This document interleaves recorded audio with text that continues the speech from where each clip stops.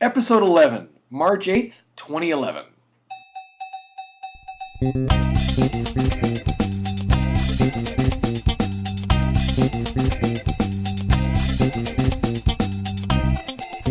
Howard and Kevin opened your mail.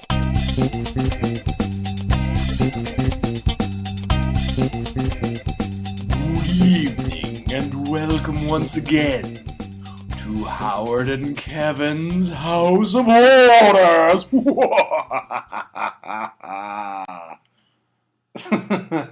So this is the Halloween episode? Is that what's going on? You know, it's funny because I thought of saving that for Halloween, Did you? but I thought, it's March. It's March, and that's October, and I was like, either I'll forget, and then it'll be like November, and I'll be like, oh, I forgot to do that. That would most certainly happen. Or we'll be, I will have been hit by a streetcar between now and then, and I won't get a chance to do that piece of brilliance will be gone forever. And I wanted to have a chance to be able to go like this.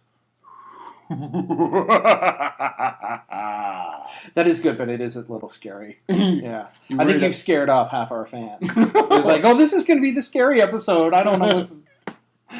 I hope they're not scared. I'm just joshing.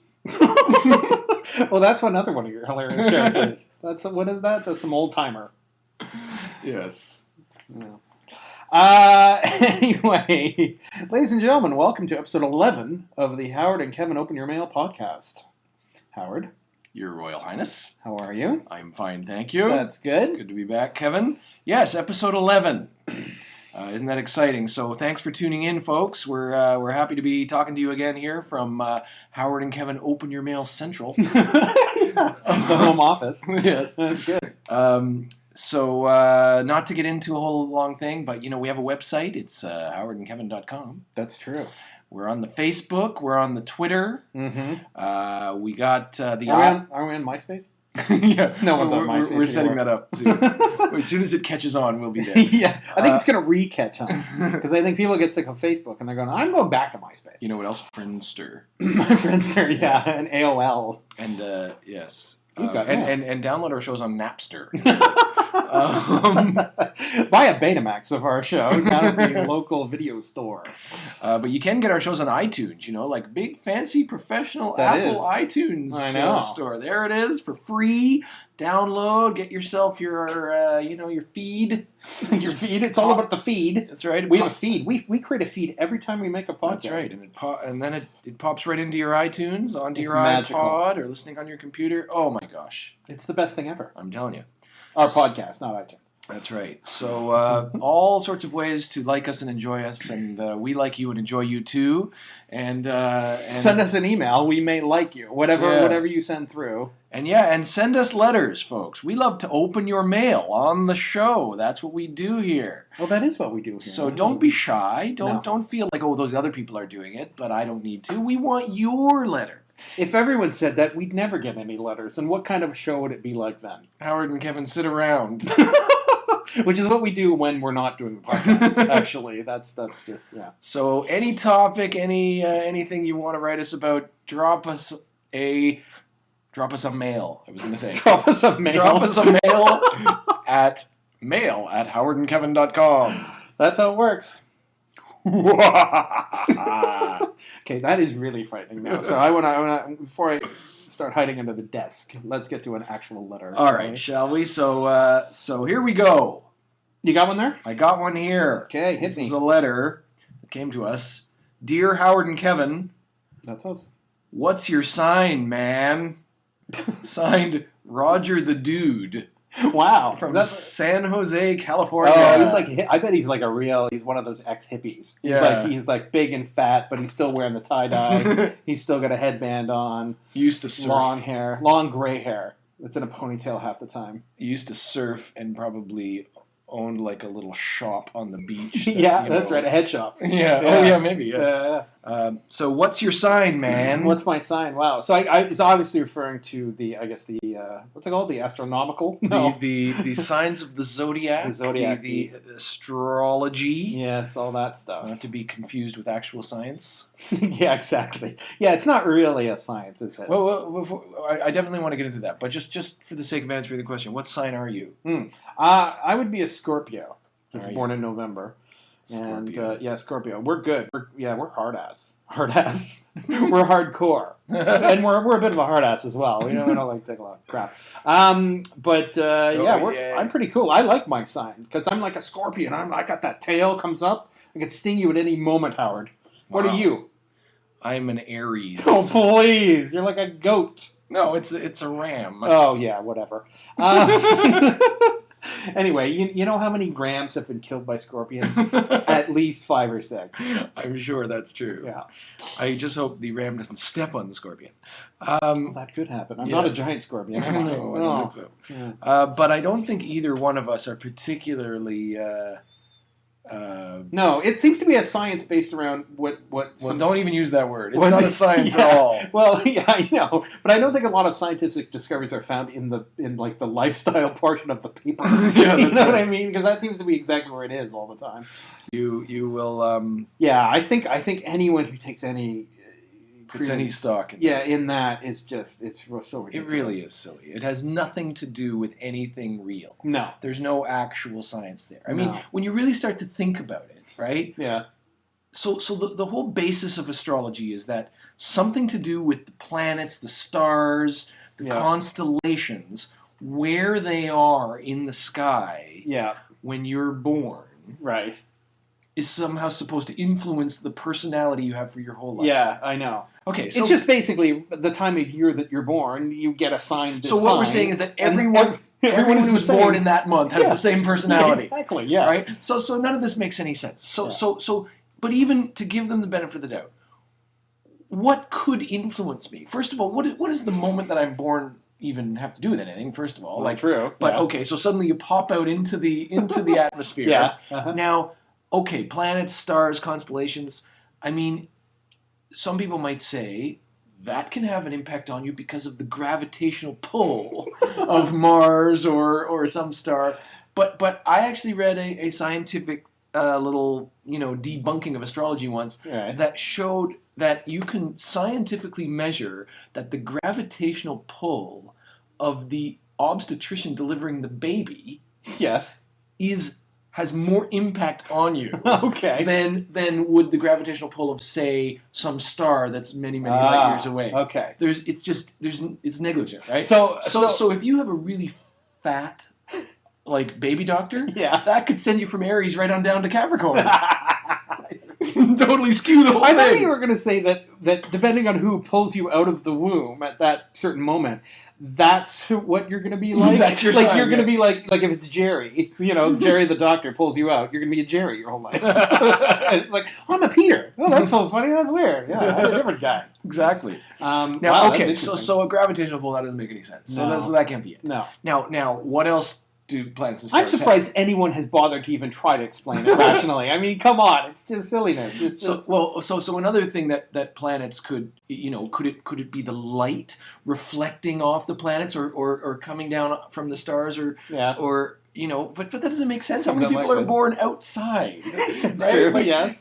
So to me, the idea would be that if the light is supposed to change my personality for the rest of my life, then it should really be which kind of light bulb do they have in the operating room. People could be in bars and say things like, "What sign are you, man?" "Oh, I'm 100-watt GE." That is so weird. I kind of like that. Don't bother talking to my friend there. He's a fluorescent. We don't like fluorescents. They're moody. They're moody. Exactly. Yeah, if I know fluorescents. And there recently there was a thing in the news that scientists have sort of noted that the placement of the constellations is not actually accurate in the astrological charts. I heard something about this. Didn't they have to add another one or something? So it's like the whole thing's skewed. Even if you believe it, it's all off wrong. Anyway.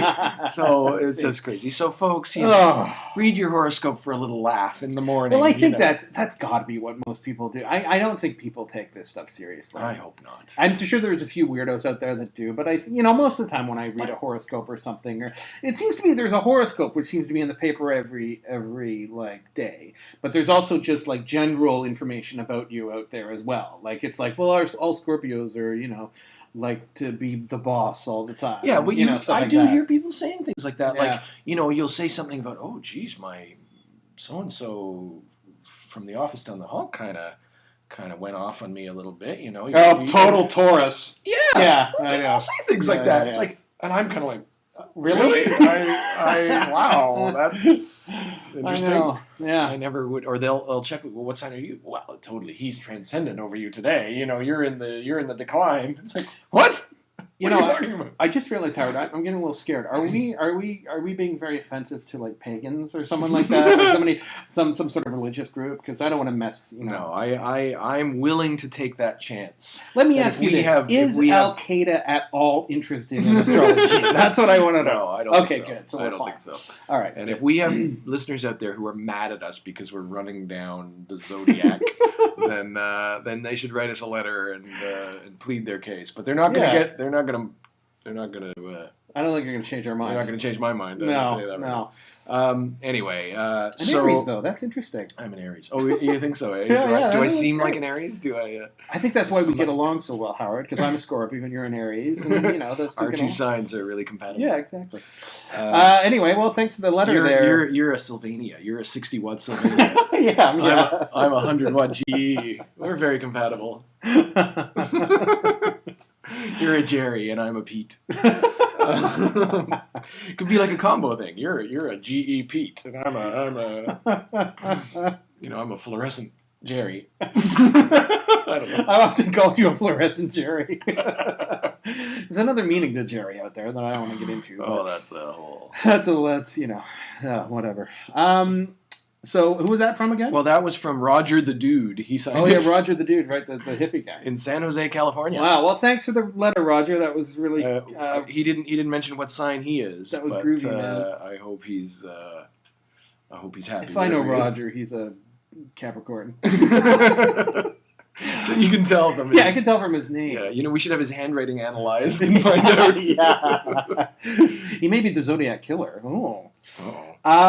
Anyway, Should we go on to another letter? Yeah, do you want to hear one? Sure. I got one here. It's Dear Howard and Kevin, I like shopping and buying clothes and having a massage and stuff. So am I a total queer or what? That's from James in Montreal, Quebec. First of all... Well, my goodness. I like the use of the word queer because you don't hear that much anymore. No. Yeah. And in fact, I mean, I understand the context in which he's using the word. Yes. I don't think he's trying to be offensive. I think he's... No, I mean, he's just... Well, he may be. I don't really know. But he's just having fun with it, I think. But I've often thought that it would be fun to try to reclaim queer? Yeah. Oh, yeah. I don't mind that the gay community has chosen to use that word, and they've kind of... I don't know what you're talking about. The gay community? What? They've kind of reclaimed that word because it used to be a derogatory term. An angry derogatory term, and they've kind of claimed it as their own to take the hate out of it, which I understand. I think has worked quite well, actually. For sure. Good for them, and I get that. But I think it's a shame that I'm not allowed to say, or that, not that I'm not allowed, but that it would sound unusual to say something like, boy, that Howard is queer today. Yeah, exactly. What a queer thing to say, Howard. I just read this book. My goodness, it's queer. Yeah, exactly. Because that's true. That is a word that had a different meaning before it got applied to the gay people. That's true. I mean, the N-word. I mean, that just had one meaning. That's true. That wasn't that wasn't something else before they started using that against black people. No, but queer was a word that kind of. So was gay. Very true. Yeah. That's a good point.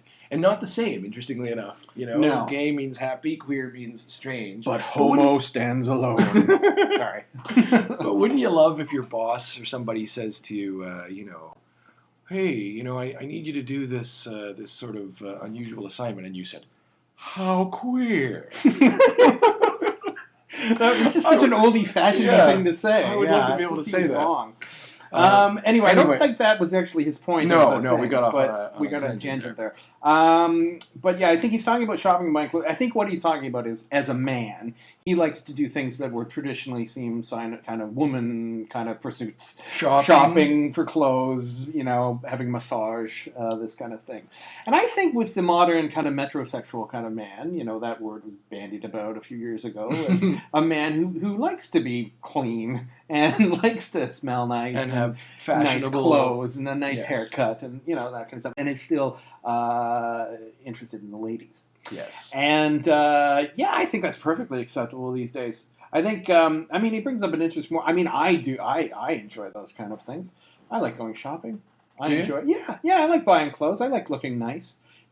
Not that nice. Unfortunately, I don't seem to buy the right clothes all the time. But that's, But the point you're making is just because you have a massage or buy clothes or in your case carry a purse around. Yeah, exactly. It doesn't make you a total queer or what, according to his letter. It's so funny how well, I guess this makes sense, but it seems like for the homosexual people, it especially the males, it seemed to get applied to them that they're very womanlike, which is not necessarily true. Of course not. You know what I mean? Like, it's just the stereotype. It's like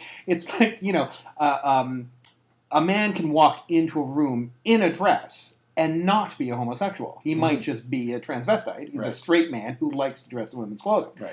So I think it's strange that I guess it's just it's just idiots of the past kind of made it like that. But yes, well, there's all sorts of folks out there. I think it's fine I'd like to make a nice liberal progressive statement on the show that I think it's good for everybody to do what they want to do. And not to have to feel labeled. Yeah. I like that. It's such a fat, ridiculous thing to say these days. Such an easy thing to say. I think everyone should just be able to do what they want to do, Howard. Do you think we should have taken the opposite tack for James's letter there and be like, oh my God, you shop? Oh my God, you're a total queer. Can't believe it. What a homo. We think that it's clear that you may be gay and you may not be gay. Yeah, we don't know. I think we said this to one of our other people who wrote in once. The guy who wrote in, letters like this? The guy who wrote in asking us because he got a tingly feeling on the roller coaster. Oh yeah. Does that make him gay? And which was completely ridiculous. Right, and we were saying, maybe you're gay, maybe you're not gay, but this has nothing to do with it. No, it has nothing to do with it. It's the same here for James. I think so. I think buy clothes, look nice, have a massage, go for it. You can still, it all depends. I mean, I don't know. I'm not a woman. Maybe those things aren't attractive to certain women, but I don't think it matters. There's always someone out there who's going to find it attractive regardless of what There's at least 3 billion women out there, so one of them will find you attractive somewhere. James from Montreal, Quebec, thank you for your letter. Yeah, thanks. And go on and enjoy your shopping and your clothes, and send us a picture of you yourself all in dressed Montreal. up. Montreal's a very fashionable city. It is. I'll bet you James looks. There's great. a lot of men having massages in Montreal. I'm sure. Yes, they all wear the latest fashion. They're very cool. I mean, their pointy shoes or whatever they wear. I don't know. You sound resentful of what's going on there. Well, I am from Toronto. He's from Montreal. It has to be a certain amount of resentment. Yeah, I guess so. Anyway, well, that was good. Thanks, James. You got a next letter there? Sure. Is it about being a queer? No, it is not, as a matter of fact. All right. Dear Howard and Kevin. Yep. I'm in a Chinese restaurant, and I'm not sure what to order. Any suggestions? Wow. Signed, Joanne in Halifax, Nova Scotia. I hope Joanne's not still sitting in that restaurant. Waiting. Because we got this letter like 3 weeks ago, I think. She's probably still there. Oh my goodness, just pouring over, because sometimes in Chinese restaurants there's like hundreds and hundreds of things on the menu. Right? I mean, it's ridiculous. And you really don't know where to begin. It's mental. In all of those kind of Asian restaurants, whether it be Vietnamese, Thai, Chinese, any of those things, there's like a billion things on the menu. Right. And they're obviously there's like 5 ingredients back there. It's just how many combinations of these things can you make? I know. So here's my answer. To Joanne. I was just thinking about it as you were talking there. Mm-hmm. She's in a Chinese restaurant. She's not sure what to order. Any suggestions? Here's my suggestion. Number 72. The 72 is good. Do you get it with the rice or with the noodles? I prefer noodles, but I'll take the rice. All right, yeah, no, that's not bad. Hot? Somewhat hot. Okay, all right. Not super spicy. Do you get it as the soup or the udon kind of noodle thing? I prefer it on the plate. Okay. Cilantro or no cilantro? The 72. Well, it's tough. I mean, see, I know you like to go for Asian food, and I think I've noticed that you have found your favorite and you just stick with it. Well, that's true. I do have my favorites. Yes, I don't often go off menu. Wait, No. Is that what it's called? No. I just I usually. Well, it's because at certain places, actually, you're actually exactly right about that, because there are certain places I go to have Asian food in Toronto, and I go there and have the exact same thing every time. And it's not because I'm scared of other things in the menu. It's that thing is so good. It's like I can't imagine not having that thing. There's a soup place here in Toronto called Ginger. There's actually a few of them now, but the real Ginger is the one at Yonge and Bloor. They have a hot and sour soup there that is unbelievable. And I cannot imagine not having that when I go there. It's just so good. It's like tofu, hot and sour soup, and it's so, I want to go. Can you ladies and gentlemen, I knew you were going to say that. I was just about to say, ladies and gentlemen, in a moment, Kevin is going to say to me, "Oh my God, let's have that right now." I know, because this is another little quirk of my personality that whenever we're talking about food or something, sometimes I will hear about a certain kind of food, and I have to have that food immediately. I mean, it could be me just going, "Hot dog, that's a beautiful day," and before you know it, we're eating hot dogs. Sure, it's chilly outside. Oh, chilly. Oh, I'm all about that. That sounds great. Yeah, that's true. That does happen. Asking about the Chinese food reminds me, years ago, I was on a trip to Vancouver, British Columbia, Canada. Mm-hmm. And as most people I'm sure know, Vancouver has one of the largest Chinatowns in North America. I do. And, I was just kind of walking around the city, seeing the sights, and I had this little guidebook that I was following, turn left here and see this site and blah, blah, blah. Right. Was it a CAA triptych? Remember those? Yes, I do. Before Google, they actually send you a map with the, I think this was like Fooders Guide to Vancouver, that I had taken out of the library. Okay. Cheapo. I think when you take them out of the library, you're not supposed to travel with them across the country and back. But I did anyway. Mark them all up. Leave a little travel log in there. Anyway, so it's saying what sites to see in Chinatown, and I'm walking here and I'm walking there, and it suggests restaurants and various things like that. And one of the things it said in the guidebook was you should really try to go to such and such Chinese bakery, right, and order the barbecue pork bun, because it is unbelievably good, and you're not going to believe how delicious this is. If you've never had a Chinese barbecue pork bun before, this place, they're very fresh and incredible. And some of our listeners, Howard, may not be familiar with what a barbecue pork bun is. Maybe you could describe such an item. So it's a very fresh piece of dough, like a bun, and stuffed in the middle inside is little bits of delicious pork meat with like a sweet and sour barbecue sauce. It's almost like a jelly donut, but with pork. Yeah, pork and sweet and sour. So I had never had one before at this time, and I thought, reading this thing, I thought, well, that sounds good. I definitely got to go to that place and check that out, right? So it's describing it. They're always fresh and they're always warm, and so I go into the place and I find them and I buy 2 of them, and they give them to me in a little bag, and I'm very excited, and it's like when she hands me the bag, I can feel that it's still warm and just freshly baked, and they just look. The whole place smells so great and everything. Nice. So I step out on the street and I'm looking around at the sites, and I'm walking down the street, and I reach into my little bag, and I take a bite out of it. And the first thing you think is, oh, the flavor is just delicious. Yeah. But I'm like, really gotta bite through this bun, and I'm really gotta bite into it and kind of chew it off, and I'm thinking, geez, this is it tastes good, but it's not as sort of nice to eat as I thought it would be, right? And so I'm eating this whole thing, and I'm kind of biting through and sort of chewy. It's so chewy, and I'm chewing on it, and I don't like where this is going. Really kind of gotta force myself to swallow it down, and I'm kind of thinking like it's kind of a it's a thing, delicious, it's delicious, but really chewy. But I'm thinking maybe it's so I finished that one. I got one more in the bag, and I'm starting to think, do I even want the second one? And I'm thinking, well, maybe that one was burnt on the bottom or something like that, sure. right? Yeah. And so I reach into the little bag and I sort of stop because I'd been looking at all the sites and everything as I was walking, trying to chew this thing down. And I reach in the bag and I look at the second one to see if maybe it's burnt on the bottom. Yeah.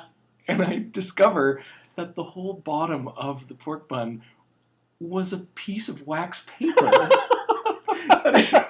It was attached to this whole big thick piece of wax paper on the bottom that was kind of stuck to it. So on the first sandwich, you ate an entire sheet of wax paper. I chewed right through that and just bit through it and just, forced my teeth out and just chewed it down. And yikes. And then, I just stood there going, I am the stupidest. I can't believe I never looked. I ate the whole thing without once looking at it, and eating that entire piece of wax paper. And then when I peeled off the second one, guess what? It was much better. I bet. Yeah, much easier to get through. Yeah, a little more tender, a little more tasty, a little easier to handle. So my advice. On the plus side, later on that night, your poop was nicely wrapped. It came out beautifully wrapped in wax paper. That's right. And it was easy to dispose of. So that's good. Very true. It was very handy. Oh my God. Which is not the worst thing to happen in some of those Chinese restaurant I'm washrooms. telling you. Let me tell you that right now. Don't order the 72. Joanne in Halifax. So if you do order the barbecue pork buns, make sure you check on the bottom to make sure peel off.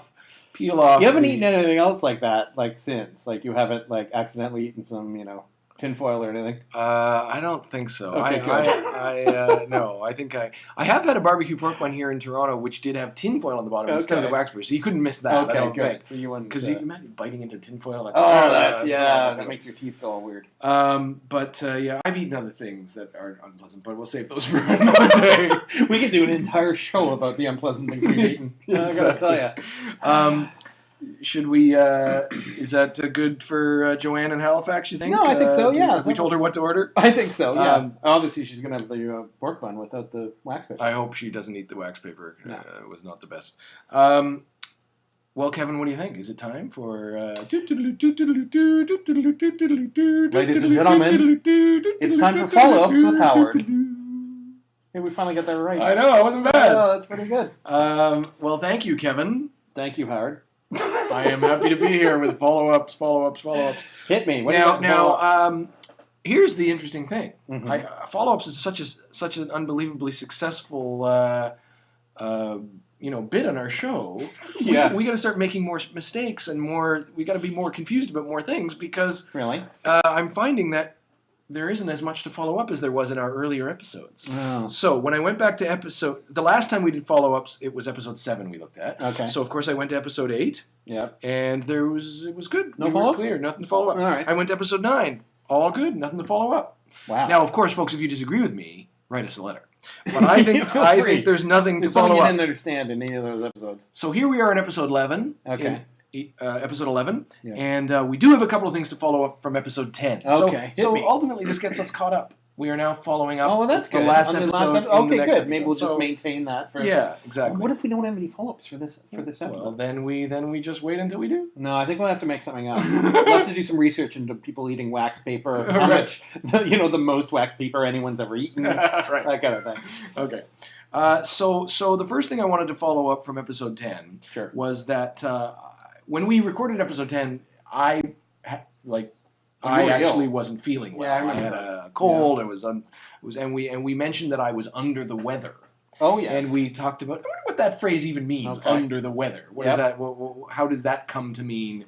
Feeling ill. Right. So So I looked that up, and it's fairly easy to get once you know. Okay. And basically, like many different sayings that we have in the English language, it's an old nautical term from sailing. It's an old shipping term. Sailors. And basically, I think there was a time when all people did was sail around. Well, because it seems like every saying seems to come from sailing and that's stuff. That's very true. There's a lot of those. I think that's right. There were no planes. There were just people going on ship places.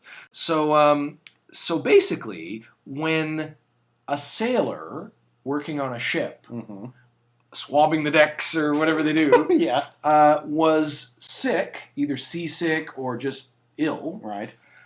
they would want them to get to go underneath the ship decks to rest and get better. Okay. And there was one place I read that talked about the fact that if it's like a really windy day, Yeah. you do not want to like vomit into the wind and have it come back on all your sailor. Oh, that wouldn't be very good. So You'd be very basically, unpopular if it was a day with a lot of weather, a lot of rain and wind and storm, Yeah. and you were not feeling well from it, you needed to get out of there and go under the weather. Ah. And there might have been a part of the ship called the weather bow. Okay. Well, you really researched this. Yes, I did. And so you needed to go under the weather so you could recover and feel better before you could come back up again. So so when you were sick, you had to go under the weather. Wow. To get out of the way of the storm and out of the way of there we go. your shipmates. So there you go. So I was so that's what I should have done last week when we were recording the show last time. I should have put you down in the hull of the ship and done the podcast bilge or whatever the hell they call it. I don't know. Yeah. And done the podcast myself. Or maybe with some pirate friends of mine. Yeah, that would have been. Now, there was a second thing to follow up, and in fact, this is a bit of a first for us, Kevin. Okay. Because I am going to... So you know how follow-ups is a bit of a show within a show? Yeah. So right now, we're going to do Kevin's follow-ups, which is within... my larger follow-ups. So this is like a show within a show within a show. Oh my God! You just blew my mind. I know. So you had promised our lovely listeners that you would follow up with them on the subject of People Magazine's Sexiest Man Alive. Oh yes, I remember that letter from Jeff. We had a letter from Jeff. Yes, that's right. Who noted that the sexiest man alive recently, who was... Ryan Reynolds. Thank you. Yes. Who just happens to have a big movie coming that's out. And he started to unusual. wonder if there might be a connection there. So, Kevin, what do you got for us on the Sexiest Men Alive beat? Yes, I think what we wanted me to do Anything to do with sexy men. That's your department. It is. Because I'm metrosexual and I can't wait to go for a massage. No, I think what we wanted to find out was if there was any correlation between the Sexiest Man Alive and if they had a movie coming out at the certain time that they were voted Sexiest Man Alive. So that we could illustrate the fact that People Magazine might not be really naming the actual sexiest man alive. Exactly. They may just be promoting an actor who works for a company that they also support. Right. That it's some sort of integration in terms of media and corporations and stuff. Synergy. I know, which is like a major kind of investigative report that I would like to break on this show, but I couldn't be bothered to do that this week. So instead, I did bother to go look through the Sexiest Men Alive, and I'll bet you did. I looked right through them. You know what I mean? That doesn't make any sense. Anyway, but I did go back and look at them, and I found a nice little list on, what is this called? The internet? Yes. Oh, okay. I went through, and they are sexy men. I'm not going to deny that these are not sexy men. However, I'm not sure in all cases they were the sexiest man alive. Because going through them, you got, in the last few years, you got Hugh Jackman. He's a very cute guy. Matt Damon. George Clooney. I mean, come on. George Clooney. Okay, that's an obvious one. You can't. That's a given. He could be every year. I think so. Yeah. Even I think any of us are willing to say it. If you got to pick a sexy guy. Yes. If I got to go on a limb and say, hey, I'm willing to name the sexiest guy alive, I got no argument with George. No, exactly. It's not queer at all. But please refer back to the earlier part of the show where we talk about how we're not trying to be horribly offensive when we say that word. I hope people don't listen to just the last 5 minutes. They're going to be really offended. Anyway, I went back through the list. I don't want to take this forever. But, you got McConaughey, you got Jude Law, Johnny Depp, Ben Affleck, Pierce Brosnan. In a picture on the internet, he looks like the devil. I think, that's not a good picture of him. But anyway, Brad Pitt. These are the givens. But as you go further back, it's kind of like Harrison Ford, and not in like 1980 Harrison Ford. It's like it was when Harrison Ford was 56. And I'm just thinking, that's kind of an old man. Like, I mean, he's an attractive man, and, that's great, but not really the sexiest man alive. No. Either he had a movie coming out, or I think more than people just having a movie coming out, I think it's the kind of choice that's kind of safe for the people that read People magazine. Yeah. And they're kind of housewives, I think. They're kind of people who want their stars are kind of, inoffensive in a way. Yeah, clean. You know what I mean? Clean and kind of like, safe. So the you don't see like Lil Wayne being the Sexiest Man yeah, alive. no. Because I know you love him. I did knew notice. Who he was. I don't know who that is either.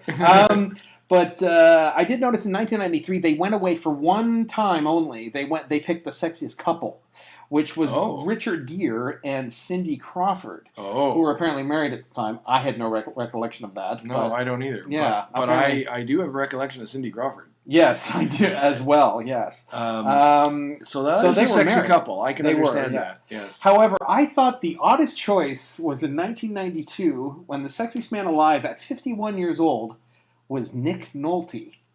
Really? Yeah.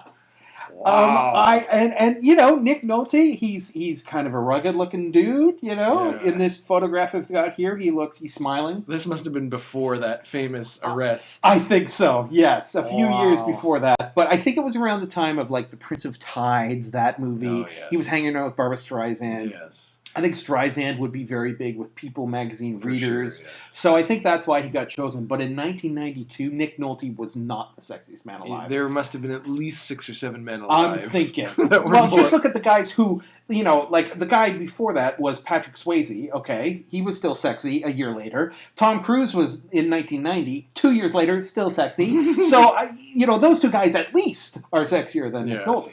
So I think there's some sort of politics going on there. Maybe some sort of like, I'm not sure how they decide. Clearly, Nick Nolte is a good publicist. That's, I think, what it's really all about, Howard.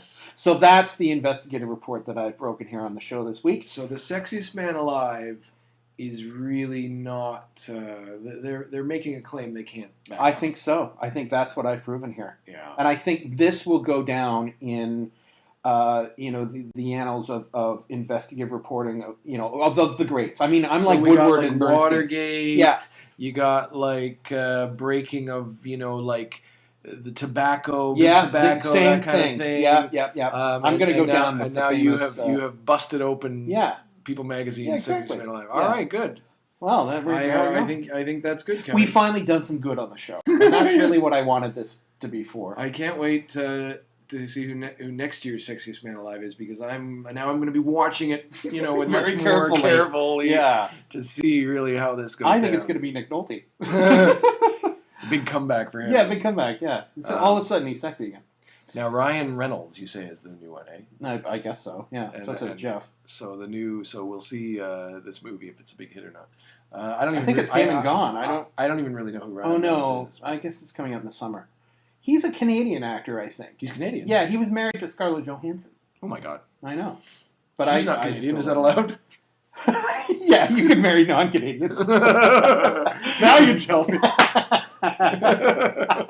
I still got a chance. We just found out.